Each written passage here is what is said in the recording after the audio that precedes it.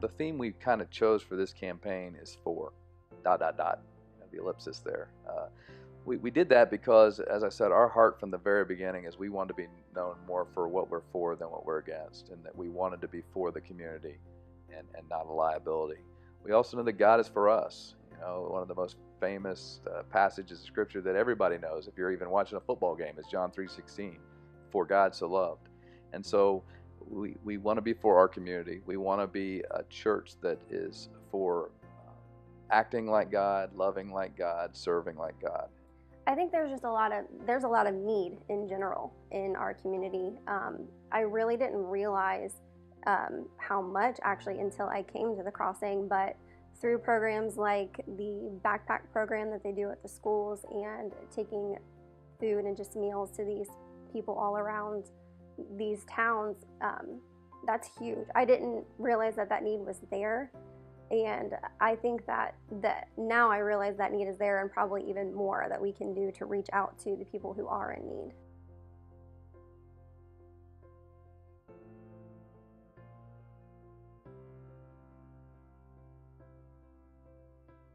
I would describe the church to one of my friends as some place you can feel safe. It showed me how to be a volunteer and how to be a better person.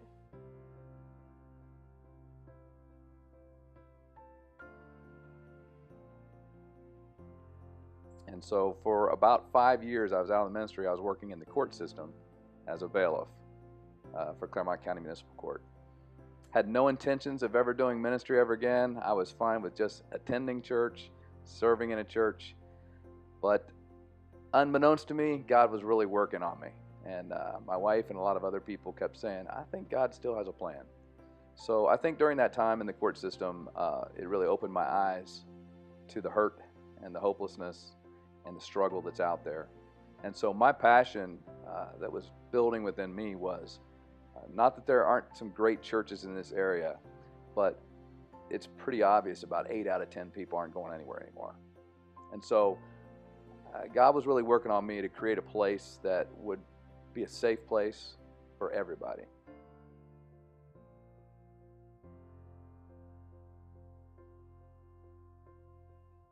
It is just an all-around church that takes care of people. And that is one thing that you look for as a member. You want to be in God's family. And I feel that we are here at the Crossing. It's hard times for a lot of people. As far as the challenges go, everyday life, you really and truly don't know what it's going to be from one day to the other. Whether it's lack of jobs, whether it's sickness, it's just everyday living, and that's what we have to do. We have to help with everyday living. We have to be servants. That's what Christ told us to do, and that's what we need to do.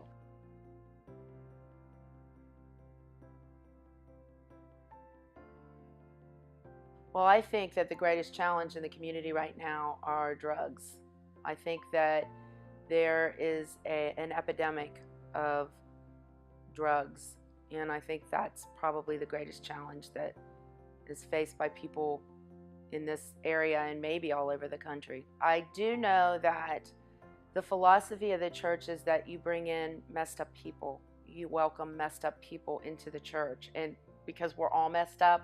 So I know that the idea that these people, no matter what the problem is, would be welcome. I own a business in the community. I employ about 300 people. And I deal with drugs like on a daily basis. I see the workforce that's locally in this community, and I see their struggles, and it's such an overwhelming force. It's changed the way everything is dealt with today. Drugs to me are drugs, and all, drugs is the root of the problem. The theft and all the things, the family problems, and all those issues that the drugs are the root of.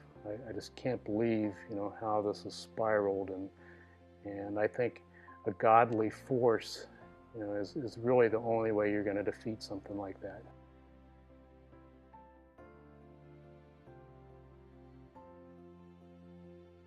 we get this call saying, I don't know if you'd be interested, but we're looking to sell our campus, to sell our building.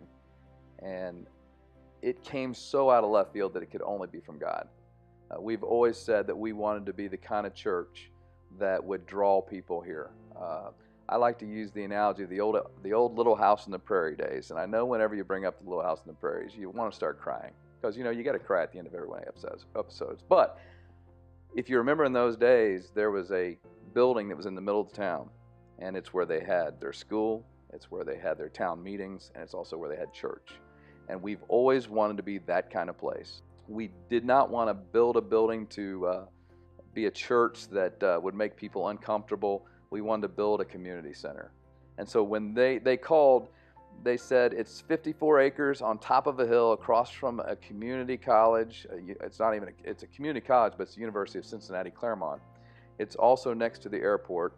It's also next to one of the largest housing projects in Clermont County. It was like 54 acres, 3 buildings, and we're like, wow, that's so like God, because He's placing in a place where young adults, students who are maybe trying to get a second lease on life, going back to school, are coming to college here. The airport's here, so there's a lot of development going on there. There's people that are living in a complex across the street that are down on their luck. And so God placed us in a place where, while it may not be in the very center of the community, it is in a place in the community where it puts us in the center of a lot of great ministry opportunities.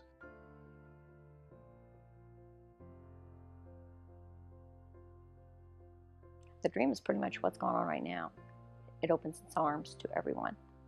It shows love. It is there to help. We want to help people, not only with spiritual, but whatever they need.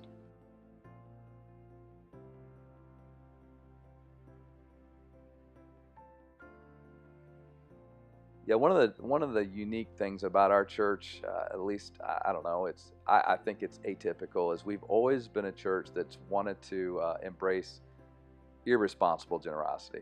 I heard someone say that once before, and I thought, yeah, that's us. I mean, if we're going to err to the side of one way or the other, I'd rather be considered irresponsibly generous rather than be someone that hoards.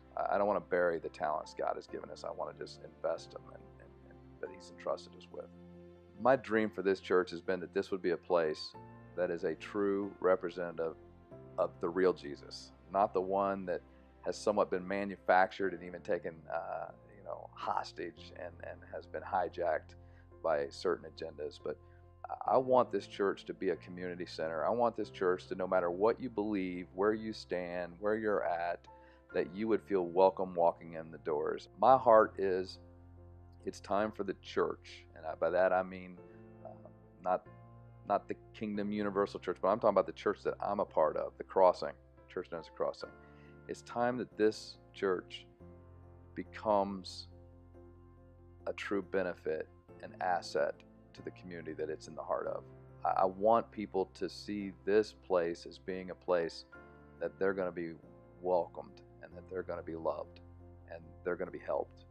And I want them to see this place and say, if that's what Jesus is, then I want Him. I want to be